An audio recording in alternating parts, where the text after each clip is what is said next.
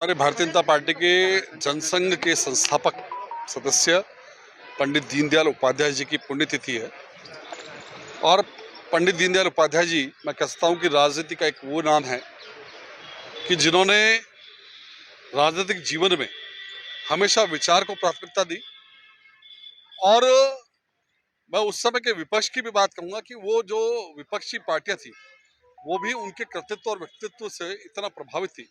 क्योंकि उन्होंने विचार के साथ साथ कुछ सिद्धांतों को भी इस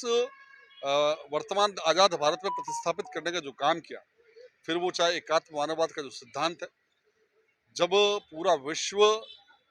इस बात को स्वयं के ऊपर निर्भर हो गया था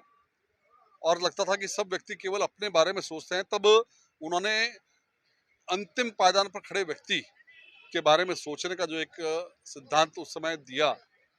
अंत्योदय और एकात्म मानववाद का, आज भी हम सबके लिए प्रासंगिक है। और भारतीय जनता पार्टी की केंद्र सरकार हो चाहे राज्य सरकार हो, इसी अंत्योदय की भावना पर अपनी नीतियां और अपनी योजनाएं बनाती है। मैं कह सकता हूं कि उनका जीवन हम सबके लिए बहुत प्रेरणादायक है और विशेष रूप से भारतीय जनता पार्टी के प्रत्येक कार्यकर्ता के लिए बहुत प्रेरणादायक है। आज भारतीय जनता पार्टी शहजाद अजमेर के द्वारा यहाँ पर हमने एक नवाचार भी किया कि उनकी पुण्यतिथि को समर्पण दिवस के रूप में, और समर्पण भी केवल आर्थिक समर्पण नहीं, बल्कि अब जो आवश्यकता है कि अपना समय दे, कार्यकर्ता अपना समय संगठन को दे, अपने विचार को प्रतिस्थापित करने के लिए दे, वो हमने नवाचार करके प्रत्येक कार्यकर्ता से आने वाले समय के अंदर वो कितना समय स्वयं देगा संगठन के लिए, उसका भी एक नवाचार हमने किया है और हमने यहाँ पर पुण्यतिथि को आयोजित किया।